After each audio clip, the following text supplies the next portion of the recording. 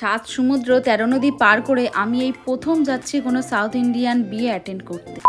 So hello everyone, আমি সুস্মিতা আর আজকে আমি যাচ্ছি আমার হাজবেন্ডের ফ্রেন্ডের বিয়েতে। তো সাত সমুদ্র 13 নদী পার না হলেও এটা আমার বাড়ি থেকে প্রায় 350 কিলোমিটার দূরে। তো বুঝতেই পারছো বেশ অনেকটা ডিস্টেন্স আমাদের যেতে হবে আর আমি রাস্তায় বেরিয়ে পড়েছি। তো চলো যাওয়া যাক। আর আমি না হায়দ্রাবাদে এসে দেখেছি রোডের সাইডে কোনো রকম ধাবা বা রেস্টুরেন্ট খুব একটা পাওয়া যায় না। তো যাই হোক, অনেক কষ্টে একটা ধাবা খুঁজে আমরা এখানে ব্রেকফাস্টটা সেরে নিলাম। আর এই পুরো মালভূমি এলাকায় পাহাড়ে ঘেরা রাস্তার মাঝখান দিয়ে অপরূপ দৃশ্য দেখতে দেখতে কখন যে 5 ঘন্টা কেটে গেল সেটা বুঝতেই পারলাম না। আর গাড়িতে বসে থাকতে থাকতে আমার গলাটা প্রায় শুকিয়ে গেছিল, তো একটু ডাবের জল দিয়ে গলাটা ভিজিয়ে নিলাম। আর দেখো, আমি যেই নদীর উপর দিয়ে যাচ্ছি এটা হচ্ছে গোদাবরী নদী। কি বিশাল গোদাবরী নদীটা দেখো। আর তোমাদের সাথে কথা বলতে বলতে অলরেডি আমি ভেন্যুতে চলে এসেছি। আর ঢুকতে গেটে দেখি যার বিয়ে তার পুরো ফ্যামিলি ফটো এরকম ভাবে দেয়া রয়েছে। আর এবার তোমাদেরকে বলি, আমি এই হায়দ্রাবাদে আসার পর এটাই হচ্ছে আমার প্রথম সাউথ ইন্ডিয়ান বিয়ে যেটা আমি অ্যাটেন্ড করছি। এ हमारा गिफ्ट है साइकिल लिए।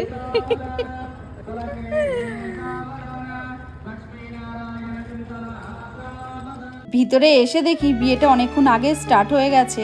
আর আমাদের বাঙালিদের বিয়ের লগ্ন যেমন থাকে রাত্রিবেলায়, কিন্তু এই সাউথ ইন্ডিয়ানদের এদের আর কি বিয়ের লগ্ন দেখলাম যে দিনের বেলায়। তো এর বিয়ের লগ্ন ছিল দিনের বেলায় আর কি 11টার সময়। দেখো আমি এখানে চলে এসেছি আর ওর বন্ধুটা আমাকে দেখে হাই ম্যাম করছে বিয়ের মণ্ডপ থেকে বসে। তো দেখো কি সুন্দর লাগছে দুজনকেই। দেখো কিছু রিচুয়ালস এদের পালন করা হচ্ছে। সংস্কৃত বিয়ের যে মন্ত্রগুলো আছে সেই মন্ত্রগুলো এখানে পাঠ করা হচ্ছিল। আর এখানে দেখো আর একটা রিচুয়ালস পালন করা হচ্ছে। আর তার মধ্যে আমি ড্রেসটাকে চেঞ্জও করে নিয়েছি।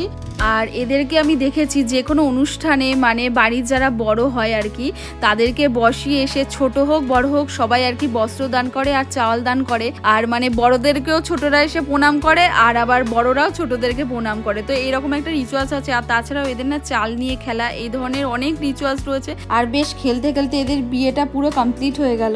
আর বিয়ে দেখতে দেখতে আমার প্রচন্ড খিদেও পেয়ে গেছিল। আর আমি এখানে লাঞ্চ করতে চলে এসেছি। আর এখানকার মেনু ছিল হচ্ছে চিকেন, মাটন আর হচ্ছে এগ। আর এখানে বুফে সিস্টেমে খাওয়ার নিয়ম ছিল। আর ভেজের আইটেম আর নন ভেজের আইটেম পুরো আলাদা ছিল। আমাদের বাঙালিদের যেমন মানে নন ভেজই, তার সাথে আরো অনেক কিছু আইটেম থাকে। তো এখানে আর কোনো এক্সট্রা আইটেম ছিল না। তো খাওয়াটা জাস্ট জমে গেছে। তো খাওয়া দাওয়া সেরে ব্রাইডের সামনে আসতেই দেখি বিয়ে কমপ্লিট হয়ে গেছে আর সবাই এসে ফটো তুলছে। তোমাদের যদি আমার এই মিনি ব্লগটা ভালো লেগে থাকে তাহলে অবশ্যই আমার চ্যানেলটিকে সাবস্ক্রাইব করে দিও। এরপরে এখান থেকে আমরা যাব সাউথ ইন্ডিয়ার একটা বিখ্যাত মন্দিরে। তো সেটা দেখাবো। তো সেটা দেখতে হলে নেক্সট ভিডিওর জন্য অপেক্ষা করতে হবে। এখনকার জন্য বাই বাই।